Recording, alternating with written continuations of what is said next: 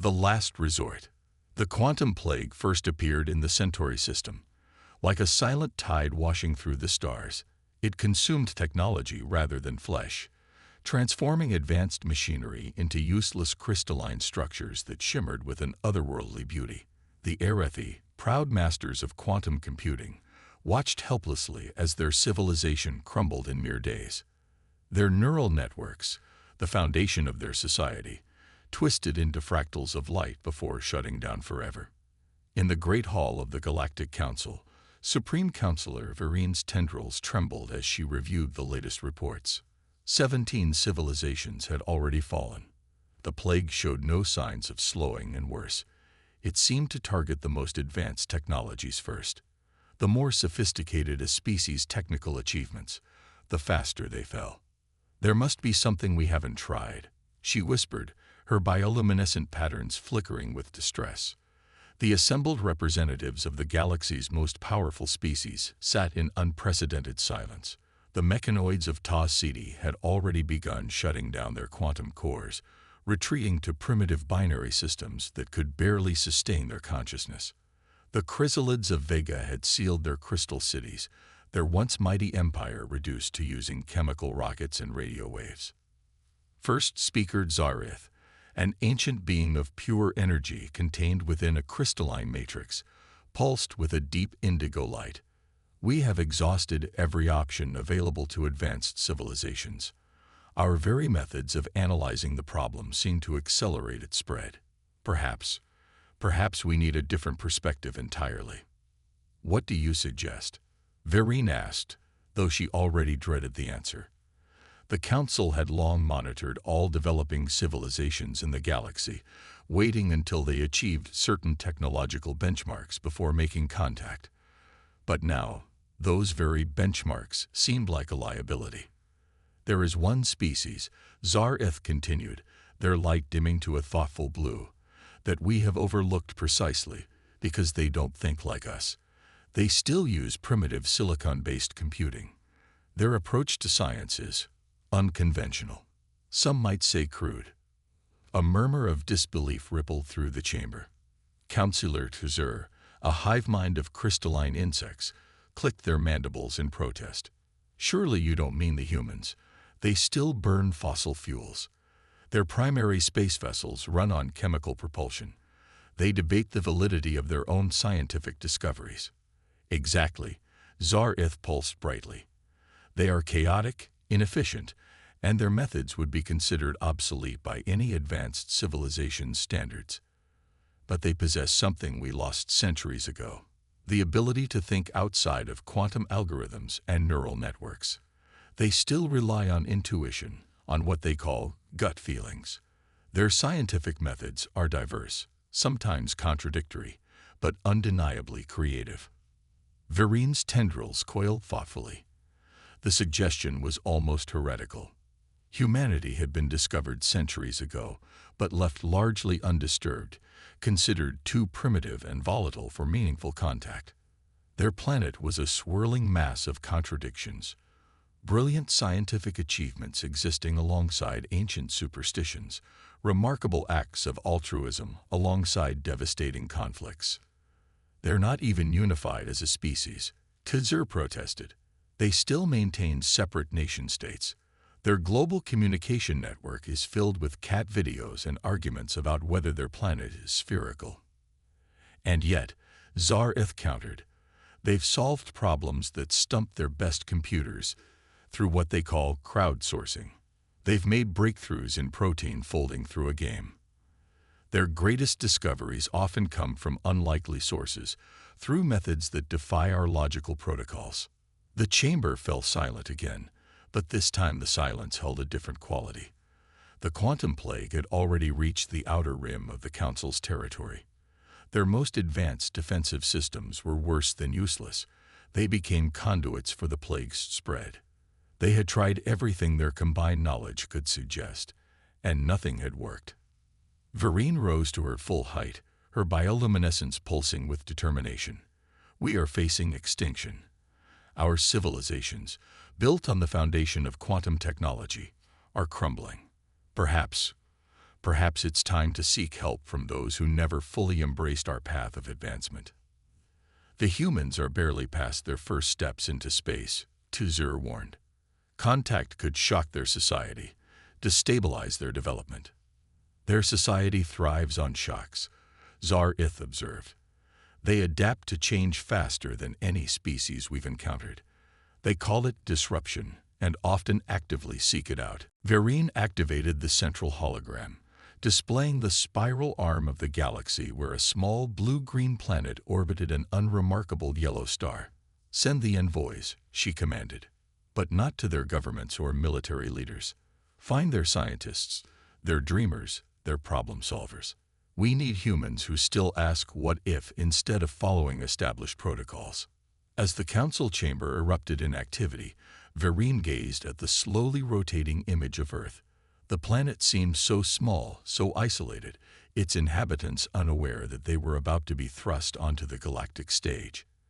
Not because of their achievements or their technology, but because of something far more precious, their ability to think in ways that the galaxy's most advanced civilizations had forgotten. The quantum plague continued its relentless advance across the stars, but for the first time in months, Vereen felt something she had almost forgotten: hope. Sometimes, she reflected, the most primitive solution might be the only one that works. The humans were about to get their chance to prove themselves on a cosmic scale, whether they were ready or not. The human factor. Dr. Sarah Chen stared at the crystalline structure under her microscope with a mix of fascination and horror. What had once been a quantum processor now resembled a delicate snowflake, beautiful but utterly useless. Around her, the hastily assembled laboratory in the Nevada desert hummed with activity. Scientists from every corner of Earth working side by side with alien observers who watched their primitive methods with poorly concealed skepticism. Hitting it with a hammer probably won't help, remarked Dr. James O'Neill, leaning against a workbench covered in failed experiments. His Irish accent had grown thicker with exhaustion after 3 days without sleep. Though I'm tempted to try. Sarah smiled despite herself. The aliens had provided them with impossibly advanced scanning equipment, only to watch in bewilderment as human scientists also requested basic tools like hammers, soldering irons, and even a child's chemistry set. Their methods might seem crude, but they were free from the quantum-based assumptions that had trapped more advanced civilizations. Look at this, Sarah called out, adjusting the microscope's settings. The crystalline transformation follows a pattern similar to viral behavior, but it's not biological. It's like a computer virus that affects reality itself. Zar-Ith, their alien advisor, pulsed with interest. The energy being had been assigned to their team after the council noticed their unconventional approach. We observe similar patterns, but our quantum analysis systems became infected the moment we tried to study them in detail. That's because you're thinking too advanced, James said, grabbing a piece of chalk and heading to the old-fashioned blackboard they'd insisted on installing. You're trying to understand it from the top down. We need to go bottom up, like we did with early computing. Basic binary. Yes or no. On or off. Sarah watched as James began sketching out a simple flowchart. Around them, other scientists gathered, adding their own observations. Dr. Pedal from India suggested treating it like a cellular automaton. Dr. Yamamoto compared it to crystal growth in metallurgy. Each perspective was different, drawing from various fields of science that advanced civilizations had long since abandoned as obsolete. It's like a virus, Dr. Rodriguez called out from her station, but it's also like a crystal and somewhat like a computer program. What if it's all three? What if we're dealing with something that evolved to target advanced technology precisely because it's advanced? The alien observers watched in fascination as the humans brainstormed, their methods chaotic but oddly effective. They drew diagrams, built physical models with children's building blocks, and even created a simple computer game to simulate their theories. Their approaches would have been considered absurd by advanced civilization standards, but they were making progress where quantum computers had failed. The plague isn't just destroying technology, Sarah realized. excitement building in her voice. It's converting it into something else. The crystalline structures aren't random. They're like frozen programs. James snapped his fingers. Like when you get a computer virus that turns your machine into a Bitcoin miner. It's not destroying the hardware. It's repurposing it. Zar-Ith's crystalline form flickered with surprise. But what could be the purpose of converting all advanced technology in the galaxy? That's the wrong question, Sarah said, her eyes shining with sudden understanding. We shouldn't ask what it's doing to the technology. We should ask what the technology is doing to space itself. The room fell silent as the implications sank in. Advanced civilizations had pushed the boundaries of quantum mechanics to their limits, manipulating reality at its most fundamental level. What if the plague wasn't a weapon or a natural disaster, but the universe's immune system responding to too much quantum manipulation? We need to test this theory, Dr. Pidal said, already reaching for equipment. But how do we experiment with something that infects advanced technology? We go old school, James grinned, pulling out an ancient laptop from his bag. This beauty still runs Windows 95. Can't get much more primitive than that. The aliens watched in amazement as the humans set up experiments using technology that should have been in museums. They tested their theories using equipment that was technically inferior but conceptually pure. Each failure led to new theories, new approaches, and gradually, a picture began to emerge. The quantum plague wasn't just a threat. It was a message written in the language of reality itself. And humans, with their mix of intuition and basic scientific principles, might be the only ones who could read it. Sarah looked at the glowing crystal under her microscope again, but this time with different eyes. We're not just looking for a cure, she announced to the room. We're looking at the universe trying to tell us something. And maybe it's saying that sometimes you need to take a step back to move forward. As night fell over the Nevada desert, the laboratory continued to buzz with activity. Human scientists worked alongside alien observers, bridging the gap between primitive and advanced technology. They were making progress, but Sarah couldn't shake the feeling that they were running out of time.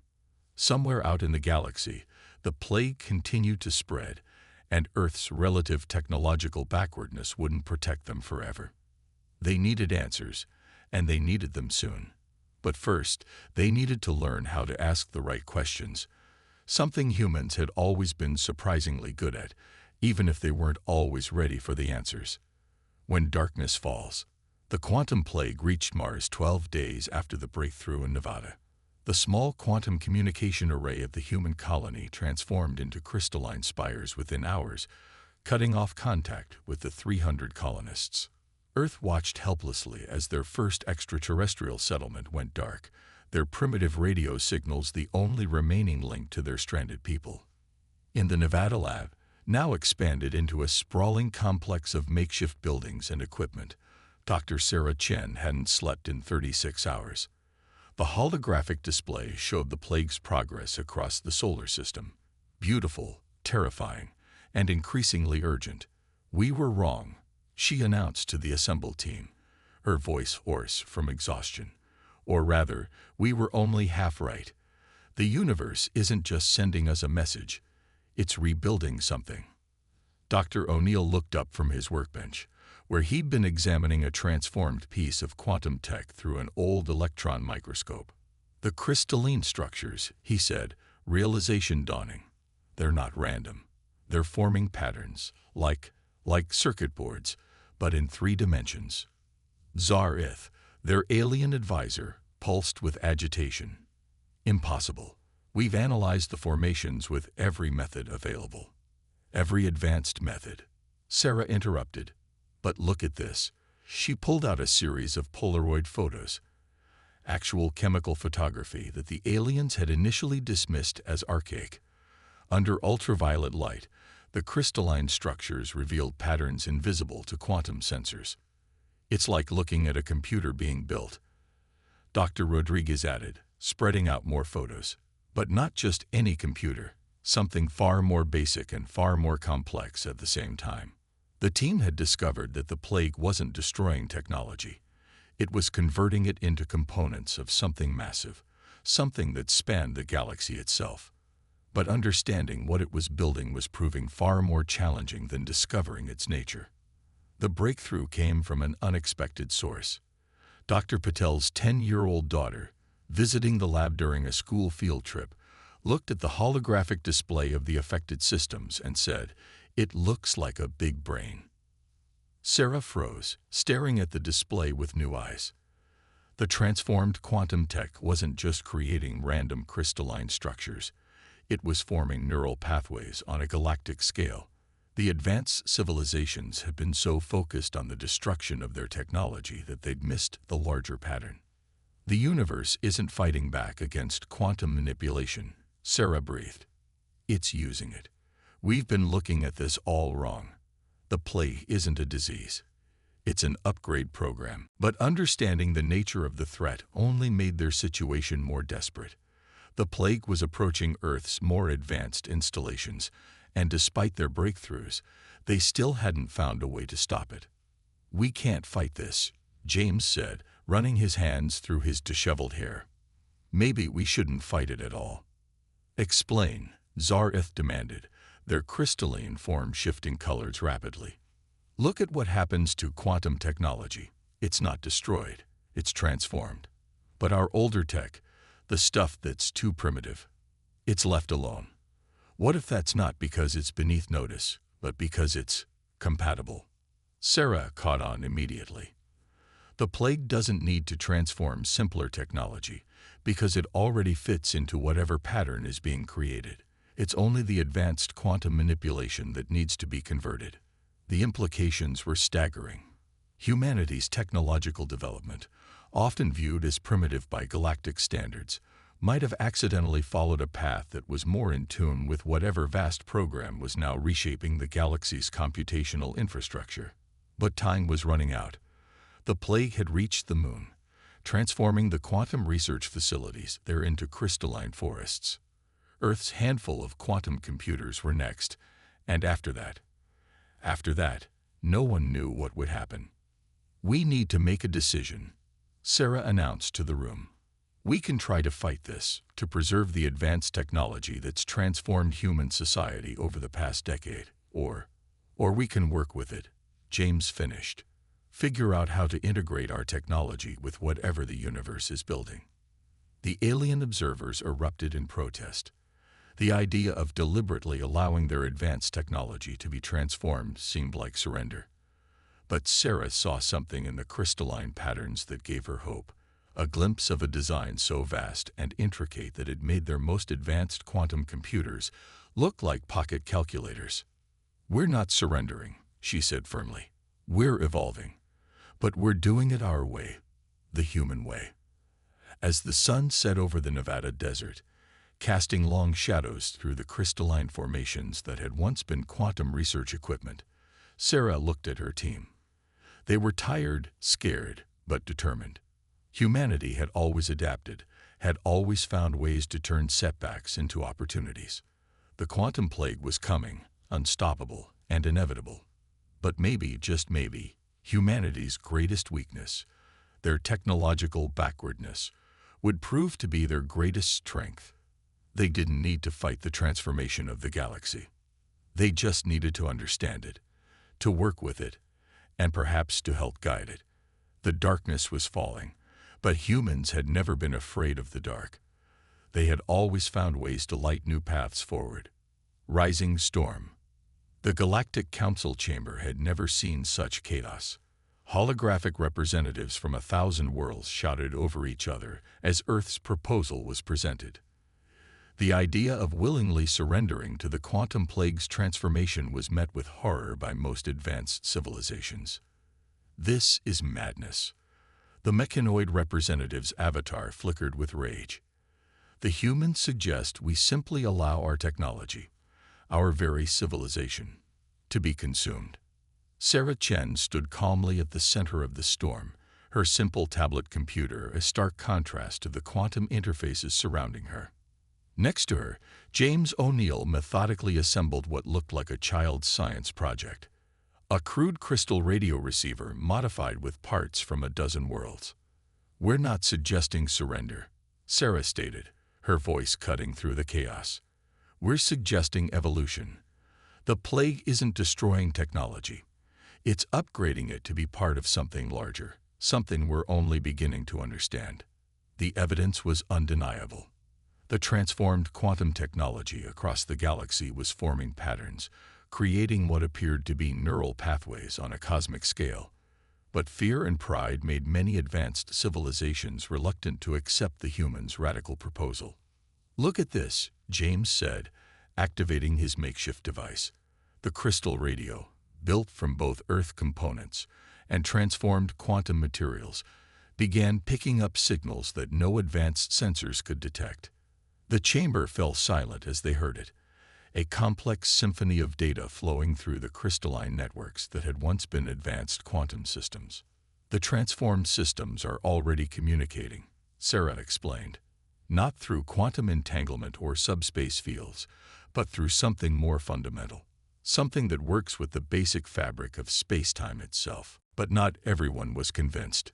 A coalition of advanced civilizations, led by the mechanoids, opposed the human approach. They had begun constructing massive defensive systems, attempting to create dead zones where quantum technology would be completely absent.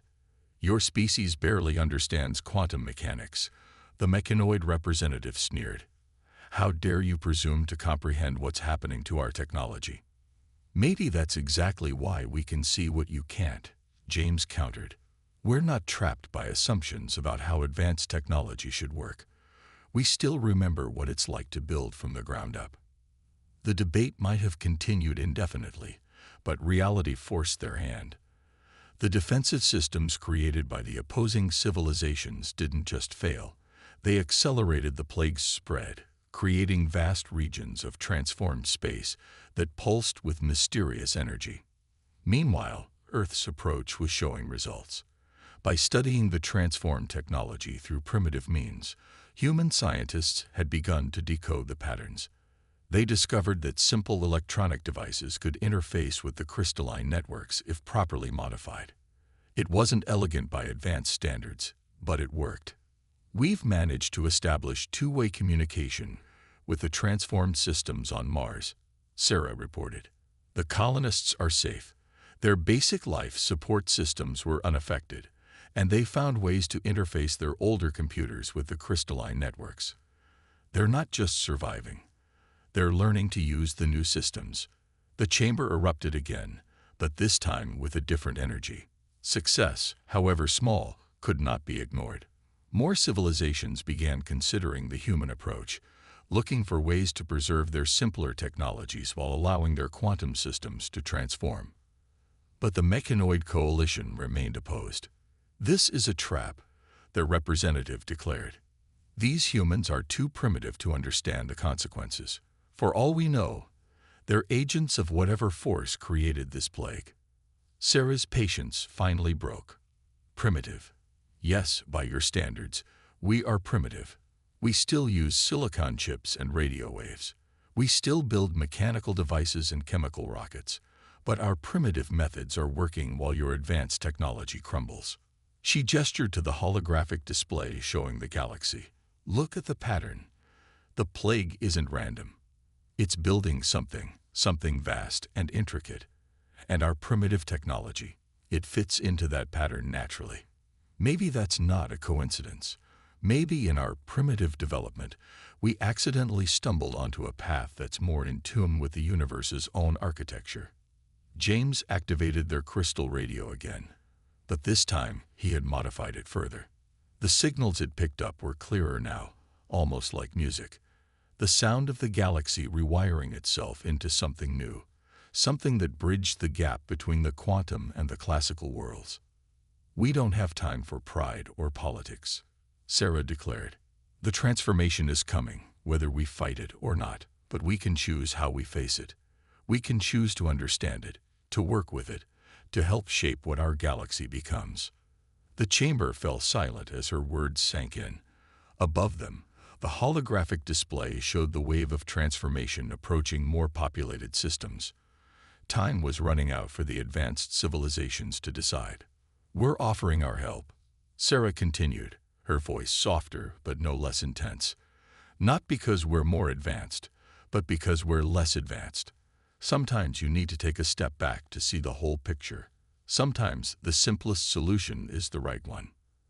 As the debate raged on, Sarah and James exchanged glances. They had done what they could to convince the galaxy's advanced civilizations. Now they had to prepare Earth for what was coming, whether the rest of the galaxy accepted their help or not. The storm was rising, but humanity had weathered storms before. They would face this one as they had faced all others, with determination, creativity, and an unwavering will to survive and adapt. Dawn of a new era. The transformation of Earth began not with a bang, but with a whisper. In the end, it wasn't the Galactic Council's debates or the mechanoids' resistance that decided humanity's fate. It was a choice made by billions of individual humans, armed with nothing more than curiosity and courage. Sarah Chen stood atop the Nevada facility's roof, watching the sunset through a sky that sparkled with crystalline networks. The few quantum computers Earth possessed had transformed days ago, but instead of fighting it, humans had done what they did best. They adapted. "It's beautiful, in its own way," James said, adjusting the massive array of modified crystal radios they'd built. The devices, cobbled together from old electronics and transformed quantum materials, had become Earth's primary means of communicating with the crystalline network spreading across the galaxy. The mechanoids were wrong about everything, Sarah replied, checking readings on her tablet. They thought the transformation would destroy civilization. Instead, it's connecting us in ways we never imagined. The evidence was everywhere. While advanced civilizations had struggled to maintain their quantum technology, Earth's primitive infrastructure had proven remarkably compatible with the transformed systems. Old radio towers now served as interfaces between classical and quantum realms. Simple silicon computers acted as translators for the complex data flowing through crystalline networks. "Latest report from Mars," James announced, reading from a screen displaying text in good old-fashioned ASCII. "The colonists have fully integrated their systems with the crystalline network. They're saying it's like having access to a computer built into the fabric of space itself."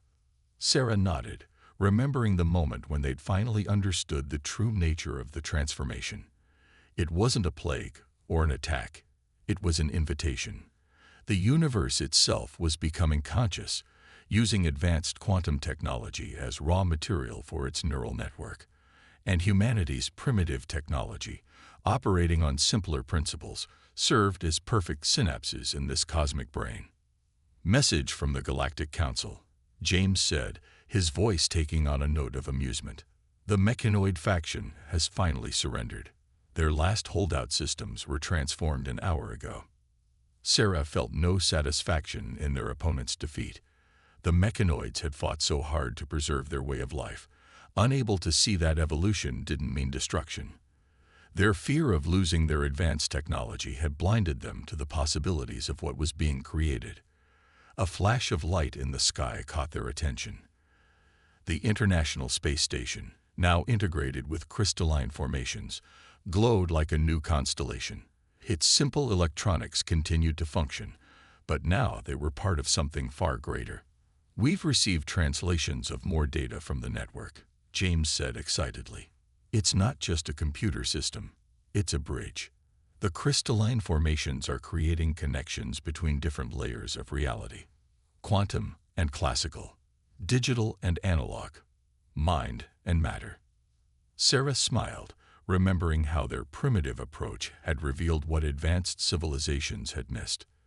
By starting with basic principles, radio waves, simple circuits, mechanical interfaces, humans had found ways to communicate with the transformed systems that quantum computers couldn't match. "The universe isn't just becoming conscious," she mused. "It's learning to dream. And we get to be part of those dreams." Around the world, humanity was embracing the transformation in their own unique way. They weren't losing their technology. They were augmenting it. Simple smartphones now connected to vast crystalline networks. Classic computer games ran on processors that straddled multiple dimensions. Children played with toys that could access the memories of stars. The fear that had gripped advanced civilizations never materialized on Earth. Instead, there was wonder, curiosity, and an overwhelming desire to explore what was possible. Humans had always been dreamers, and now they had an entire conscious universe to dream with. "Message from the Council," James announced, his voice soft with emotion. "They're officially recognizing Earth as the primary interface point between classical and quantum realms. They're asking us to help guide other civilizations through the transformation." Sarah laughed. "Not bad for a primitive species that still uses fossil fuels." The sun had set completely now, but the sky was far from dark. The crystalline networks glowed with their own inner light, creating patterns that looked like neural pathways stretched across the heavens. Earth's city lights joined the display, simple electrical systems harmonizing with quantum formations in ways that advanced civilizations had thought impossible. "You know what the best part is," James said, shutting down their monitoring equipment for the night. "We didn't have to give up who we are. We didn't have to abandon our primitive technology or our way of thinking. We just had to be willing to grow, to adapt, to see possibilities where others saw only threats." Sarah nodded, watching a satellite trail sparkle through the crystalline networks. Humanity had faced what advanced civilizations considered an apocalypse, and they had turned it into an opportunity. Not through superior technology or advanced quantum mechanics, but through their most basic qualities: curiosity, adaptability, and an unwavering determination to understand rather than fear. The dawn of a new era had arrived, not just for Earth but for the entire galaxy. And humanity, the species that still debated the shape of their planet and watched cat videos on the internet, had become teachers to civilizations millions of years their senior. As Sarah and James walked back into the facility, the crystalline networks pulsed with activity. The universe was awakening, becoming conscious, learning to think and dream. And humanity, with all its flaws and limitations, had proven that sometimes the simplest approach was the most profound. The story of how humans saved the galaxy would be told for millennia to come. Not because they were the most advanced, but because they remembered what it meant to be simple. Not because they fought the hardest, but because they were willing to understand. Not because they were the strongest, but because they never forgot how to wonder. The quantum plague that had terrified advanced civilizations had become humanity's greatest gift to the galaxy. A reminder that evolution doesn't always mean abandoning the past, and that wisdom can come from the most unexpected sources.